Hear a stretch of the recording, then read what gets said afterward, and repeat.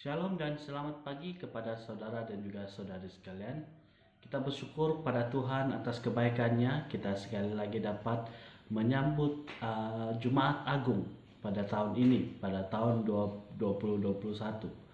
Kita sangat bersyukur di mana kita sekali lagi dapat melihat karya penyelamatan Tuhan.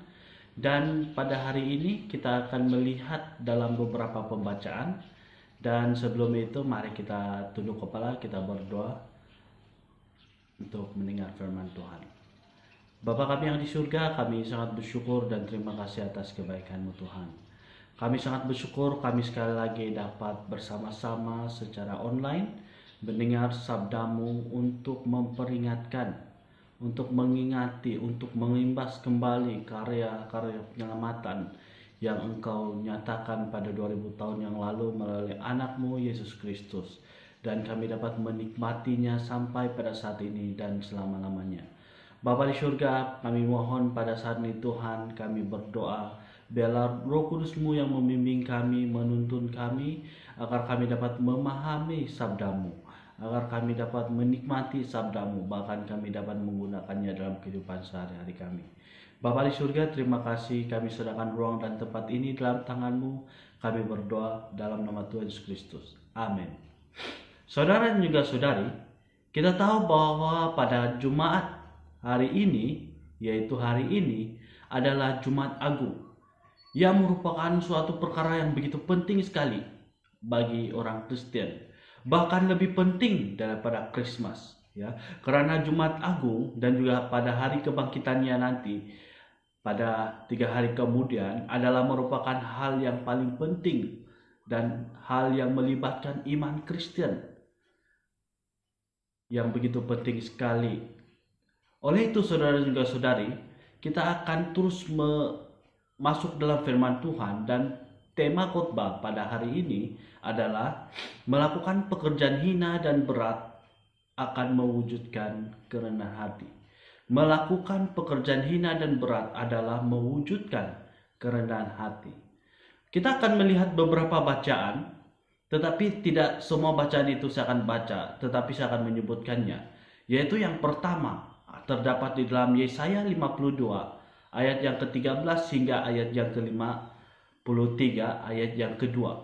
Yesaya 52, ayat yang ke-13 hingga 53, ayat yang ke-12. Kita akan melihat bahwa dalam bacaan ini, ya, tidak sedikit orang menafsirkan bahwa kitab Yesaya ini adalah nubuat tentang Yesus Kristus. Kitab Yesaya ini adalah tentang nubuat Yesus Kristus. Tapi tentunya Nabi Yesaya tidak bermaksud menubuatkan tentang apa yang akan dialami oleh Yesus Kristus, ya. Nabi Yesaya tidak bermaksud, ya, untuk bernubuat untuk apa yang dialami oleh Yesus Kristus. Bagian ini hanya merupakan gambaran sang nabi tentang hamba Tuhan yang tidak diketahui oleh Nabi Yesaya. Siapakah dia sebenarnya? Sang nabi hanyalah menggambarkan sekaligus memberikan harapan bagi umat Tuhan bahwa hamba Tuhan itu akan berhasil membebaskan umat Tuhan dari penderitaan dan mendatangkan ganjaran keselamatan bagi mereka. Dia akan ditinggikan, dia akan disanjung dan dimuliakan. Yaitu dalam Yesaya 52 ayat yang ke-13. Karena dia mau dan akan berhasil menanggung penyakit dan memikul kesengsaraan umatnya. Hamba Tuhan itu sangat rendah hati, mau merendahkan diri dan penuh kerelaan. Karena untuk tujuan pembebasannya itu, dia rela dihina dan disiksa, penuh kesengsaraan sehingga dia sama sekali tidak menarik bagi siapapun. Dia membuat banyak bangsa dan para pemimpin tertegun dan tercengang karena yang sebenarnya dia dimuliakan, tetapi dia mau merendahkan diri sampai diremukkan dan kehilangan rupanya yang semarak demi keselamatan umatnya. Itu adalah penjelasan teks pada bacaan yang pertama, yaitu Yesaya 52 ayat yang ke-13 hingga ayat yang pasal 53 ayat yang ke-12. Mari kita melihat bacaan kita yang kedua. Mari kita lihat bacaan kita yang kedua, yaitu Ibrani 10 ayat yang ke-16 hingga 25. Ibrani 10 ayat yang ke-16 hingga 25. Saya akan membaca teks ini sebelum saya menjelaskannya secara singkat. Mari kita lihat sekali lagi Ibrani pasal yang ke-10. Ibrani pasal yang ke-10 ayat yang ke-16 hingga 25. Ayat 16, sebab setelah ia berfirman, inilah perjanjian yang akan kuadakan dengan mereka. Sesudah itu ia berfirman pula, aku akan menaruh hukumku di dalam hati mereka dan menuliskannya dalam akal budi mereka.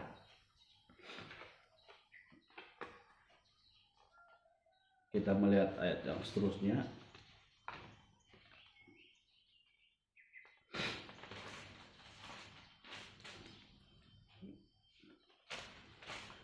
Dan aku tidak lagi mengingatkan dosa-dosa dan kesalahan mereka. Jadi, apabila untuk semuanya itu ada pengampunan, tidak perlu lagi dipersembahkan korban kerana dosa. Jadi, saudara-saudara, oleh darah Yesus kita sekarang penuh keberanian dapat masuk ke dalam tempat kudus. Kerana ia telah membuka jalan yang baru dan yang hidup bagi kita melalui tabir, yaitu dirinya sendiri. Dan kita mempunyai seorang imam besar sebagai kepala rumah Allah. Kerana itu, marilah kita menghadap Allah dengan hati yang tulus, ikhlas, dan keyakinan iman yang teguh. Oleh kerana hati kita telah dibersihkan dari hati nurani yang jahat dan tubuh kita telah dibasuh dengan air yang murni. Marilah kita teguh berpegang pada pengakuan dan pengharapan kita, sebab Ia yang menjanjikan setia, dan marilah kita saling memerhatikan, supaya kita saling mendorong dalam kasih dan dalam pekerjaan baik. Janganlah kita menjauhkan diri dari pertemuan-temuan ibadah kita, seperti dibiasakan oleh beberapa orang. Tetapi marilah kita saling menasihati dan semakin giat melakukannya menjelang hari Tuhan yang mendekat. Dengan paparan yang jelas akan imamat Kristus yang sempurna itu, penulis Ibrani menantang para pembaca surat Ibrani untuk tidak lagi ragu-ragu akan iman mereka. Yesus adalah jalan masuk kepada Allah. Dua ciri dari jalan ini adalah baru dan hidup. Baru berarti segar, tidak seperti perjanjian di Sinai yang sudah lama, yang sudah usang. Dan hidup berarti abadi, karena Kristus senantiasa hidup sebagai pengantara mereka. Tuhan Yesus bukan hanya pengantaran kepada Allah, Dia juga kepala rumah Allah. Artinya, Dialah yang mengatur siapa yang boleh masuk ke tempat kudus Allah. Dia yang akan menyambut kita, orang yang percaya kepadanya, untuk masuk tinggal dan menikmati hadirat Allah bersama selama-lamanya. Hanya dengan hati nurani yang sudah disucikan oleh Kristus sendiri, kita dapat menikmati hadiratnya. Agar nurani yang sudah bersih itu tetap menjadi bersih, bahkan semakin peka akan kehendaknya. Penulis Ibrani mendorong para pembacanya agar bertekun dalam iman, berpegang pada pengharapan pada Allah yang setia, serta hidup dalam kasih dan perbuatan baik, agar tiga kebajikan Kristen ini benar-benar menjadi nyata. Ya, anak-anak Tuhan harus meningkatkan hubungan pribadi mereka dengan Allah. Ini kita alami dalam ibadah dan hubungan secara sesama melalui saling menasihati dan memotivasikan dalam persekutuan Kristen. Oleh anugerah Allah di dalam Kristus, kita yang sudah disucikan berani menghampiri takhta Allah. Dengan iman yang teguh, kita melangkah maju penuh pengharapan dan penggenapan janji-janji yang sudah dinyatakan oleh Kristus, dan mengisi kehidupan ini dengan melakukan pelbagai perbuatan baik oleh dorongan kasih Allah. Itulah buah-buah rohani yang dapat kita persembahkan di hadapannya. Dan pembacaan kita pada hari ini yang ketiga terdapat di dalam Yohanes 18 ayat yang pertama hingga ayat yang ke-19. Ayat yang pertama, hingga ayat yang ke pasal 19 ayat yang ke-42. Yohanes pasal yang 18 dari ayat yang pertama hingga pasal yang ke-19 ayat yang ke-42. Saya juga tidak akan membaca, tetapi saya akan menjelaskan pembacaan ini secara singkat. Yesus mempunyai kuasa yang membuat pasukan yang hendak menangkapnya, ya, hendak untuk menangkap Yesus. Ketika dia mengatakan bahwa dialah yang mereka cari itu berarti sebenarnya dia pasti boleh menggagalkan penangkapannya, ya. Dan juga kalau kita pernah lihat movie Yesus, ya, movie Yesus, kita dapat melihat bahwa ada beberapa kali Yesus coba untuk ditangkap oleh orang-orang yang ingin menangkapnya, tetapi mereka gagal karena waktunya belum tiba. Dan pada saat ini bukan karena mereka dapat menangkap Yesus, tetapi Yesus mengizinkan hal itu terjadi karena sudah tiba waktunya. Jadi saudara dan juga saudari, itu berarti sebenarnya dia pasti boleh menggagalkan penangkapannya. Namun demikian dia membiarkan diri ditangkap oleh pasukan itu, dan dia sama sekali tidak menegur pun Yudas, muridnya sendiri, yang menjadi pengantara, yang menjadi pengkhianat, dan juga pengantara antara utama penangkapannya, ya, Yudas. Dia rela dikhianati oleh muridnya sendiri. Dia tidak menyesalkan perbuatan Yudas pun. Dia bahkan menegur Simon Petrus yang berusaha melawan para tentara pada waktu itu, para prajurit yang coba menangkapnya pada waktu itu. Ketika ditanya dan diadili oleh imam besar, Yesus tidak berkata-kata untuk membela dirinya supaya tidak dianggap bersalah. Yesus malah menyuruh imam besar menanyakan kepada murid-muridnya saja. Padahal Yesus tahu bahwa paling tidak di antara mereka ada dua yang mengkhianati dia, yaitu Yudas dan Simon Petrus yang sudah mengkhianati Yesus. Pilatus tidak menemukan kesalahan pada diri Yesus. Karena itu dia memberikan tawaran kebebasan kepada Yesus. Tetapi Yesus tidak mau tawaran itu. Dia tidak mendapatkan tawaran itu. Padahal pada waktu itu dia sudah diseksa berkali-kali dengan dicambuk dan dimakotai dengan duri di atas kepalanya. Dan tentu karena itu tubuhnya sudah penuh dengan luka yang sangat menyakitkan dan berdarah-darah. Tetapi dia masih tidak mau mengambil tawaran untuk membebaskan dirinya, apalagi memperjuangkan dirinya untuk dibebaskan. Akhirnya kita tahu bahwa Yesus Kristus disalibkan. Penyalibannya bersama dua orang penjahat sebenarnya merupakan penghinaan kepadanya, bahwa dia adalah termasuk penjahat. Dan tulisan INRI di atas kepalanya adalah suatu penghinaan yang lebih besar lagi, bahwa dia seorang raja Yahudi dianggap telah dikalahkan dengan penyalibannya. Dia dianggap tidak berdaya sama sekali dan kuasanya tidak ada langsung. Ketika hendak disalibkan, dia tidak memberontak atau melawan ataupun membebaskan dirinya, melainkan membiarkan dirinya disalibkan. Dengan itu dia sengaja menggenapi kitab suci secara penuh, sehingga selesai dan dengan sempurna. Saudara dan juga saudari, kalau kita melihat pada zaman itu, salib merupakan perkara yang paling hina sekali. Merupakan perkara yang paling hina sekali. Oleh itu, orang-orang yang warga Romawi tidak boleh disalibkan. Tidak boleh disalibkan. Karena hal itu paling hina. Begitu banyak hukuman-hukuman. Seperti kuda menarik seseorang untuk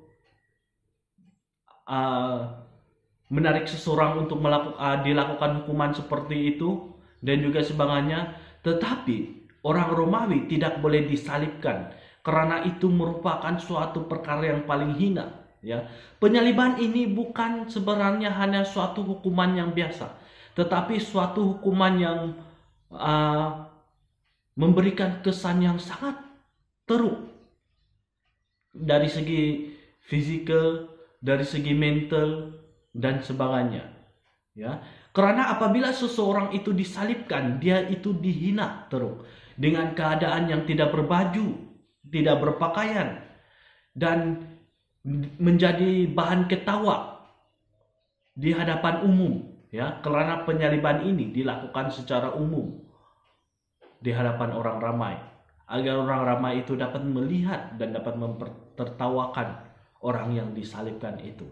Tetapi saudara dan juga saudari, salib yang hina, yang paling hina dan paling teruk pada waktu itu menjadi perkara yang paling mulia dan paling indah sekali dalam kehidupan orang Kristen pada saat ini. Saudara dan juga saudari, kita kembali kepada 3 bacaan sebentar tadi. 3 bacaan sebentar tadi merupakan penggenapan Yesus, ya, penggenapan Yesus pada bacaan yang pertama, ya.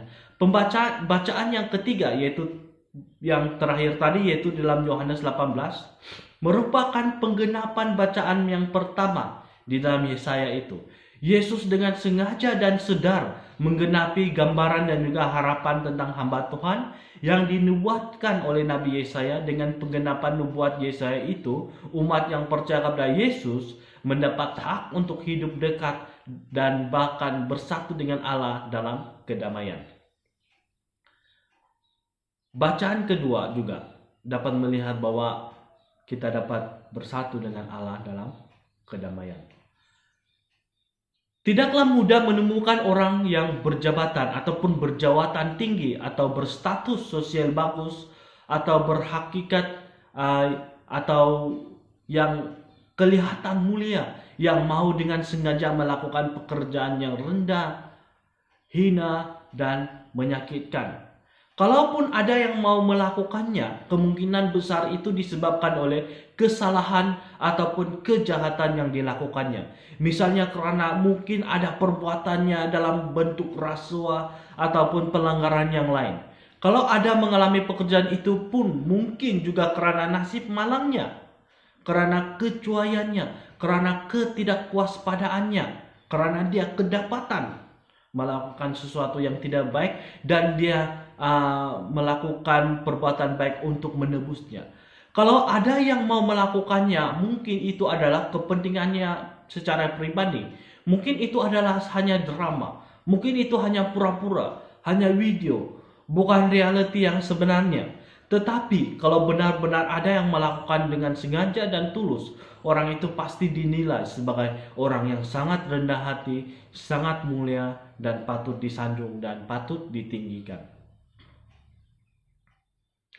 Tuhan Yesus mengalami penderitaan atau kesengsaraan hebat bukan sekadar karena sudah dinubuatkan. Penderitaan yang dialaminya itu bukanlah ketetapan ataupun takdir yang pasti dialaminya, yang tidak boleh dihindari. Jika demikian, maka dia berhak untuk memprotes. Dia berhak untuk memberontak penderitaan yang dialaminya itu. Tentu juga bukan karena nasib malangnya yang menimpa dia. Jika demikian, maka dia boleh menyesali penderitaannya itu. Penderitaannya itu juga jelas bukan karena kesalahannya.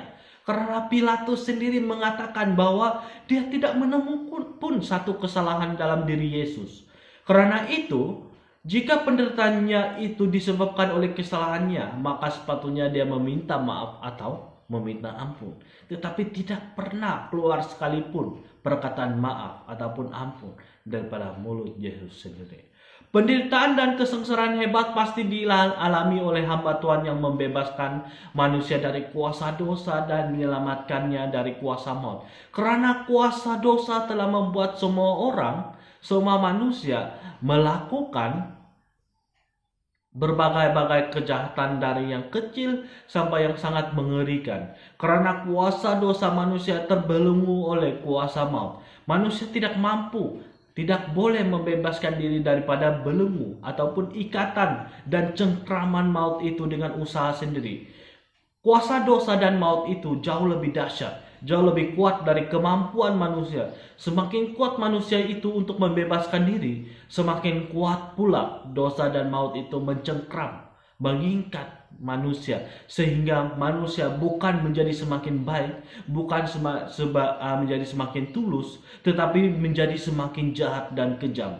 Tuhan Yesus mengalami penderitaan dan kesengsaraan itu karena dia sengaja, rela dan tulus menggenapi nubuat tentang hamba Tuhan yang menderita itu dalam bacaan yang pertama kita sebentar tadi. Di Filipi 2 ayat yang ke-7 tertulis bahwa dia mengambil rupa seorang hamba.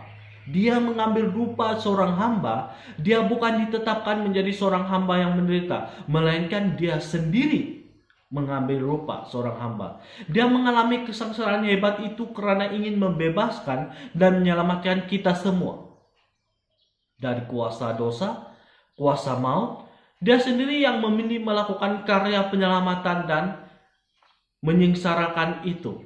Dia sendiri yang memilihnya. Tuhan Yesus pasti mempunyai kuasa untuk menggagalkan penangkapannya sebentar tadi. Dan kita dapat melihat pada saat ini, meskipun dia dianggap tidak berdaya dan juga sebagainya, tetapi dia tetap dapat melaksanakan misinya datang ke dunia, yaitu untuk menyelamatkan, dan dia rela untuk mati di atas kayu salib. Saudara dan juga saudari, Tuhan Yesus rela direndahkan.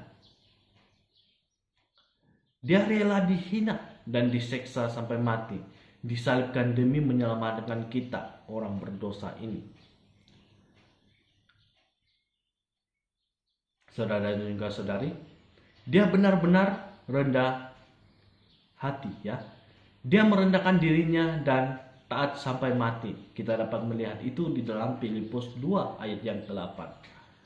Hanya orang yang benar-benar rendah hati yang mau mengambil pekerjaan dan status amat rendah seperti itu, dia melakukan pekerjaan yang merendahkan dirinya dan menyengsarakan dirinya itu secara penuh sampai selesai dia menggenapi nubuat itu dengan sempurna. Pekerjaannya yang merendahkan dan menyengsarakan dirinya telah menyelamatkan kita, sehingga kita dapat menikmati anugerah itu pada saat ini. Kerendahan hatinya itu memberikan ketenteraman jiwa kita.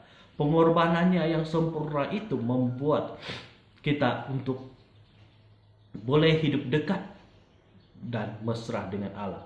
Tubuh dan darahnya yang suci menyatukan kita dengan saudara seiman, menguatkan persekutuan kita.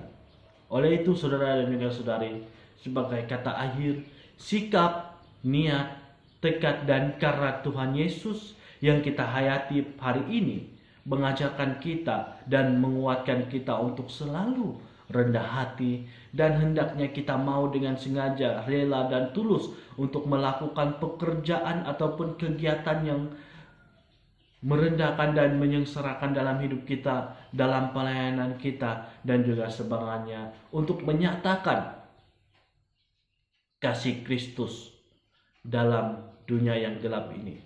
Bukan saja hanya melakukan pelayanan di gereja kita merendahkan hati kita, tetapi juga kehidupan kita di luar sana, agar kita dapat menjadi teladan dan kita dapat menampakkan sifat-sifat Allah dalam diri kita, dan kita dapat melihatkan mereka bahwa kasih Kristus itu tidak terbatas dalam diri kita melalui orang yang ada di sekeliling kita.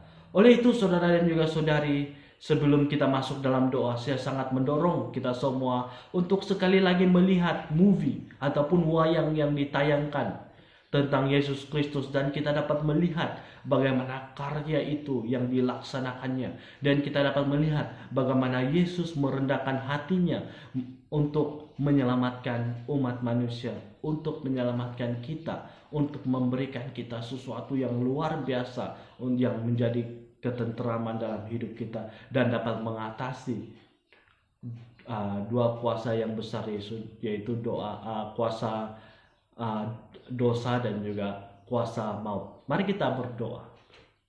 Bapa kami yang di surga, kami sangat bersyukur atas firman Tuhan ini.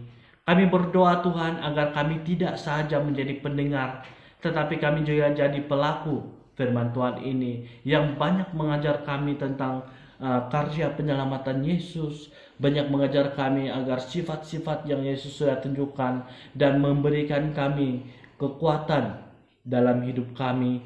Bapa di surga, kami berdoa agar firman Tuhan ini kami tidak hanya mendengar, tetapi melakukannya sehari-hari dalam kehidupan kami. Dan kami serahkan hidup kami dalam tangan-Mu, dan biarlah kami dapat menjadi garam dan terang, kami dapat menjadi teladan, dan kami dapat menyatakan kasih Kristus di dalam dunia yang gelap ini. Terima kasih Tuhan, kami berdoa hanya di dalam nama Tuhan Yesus Kristus. Amin.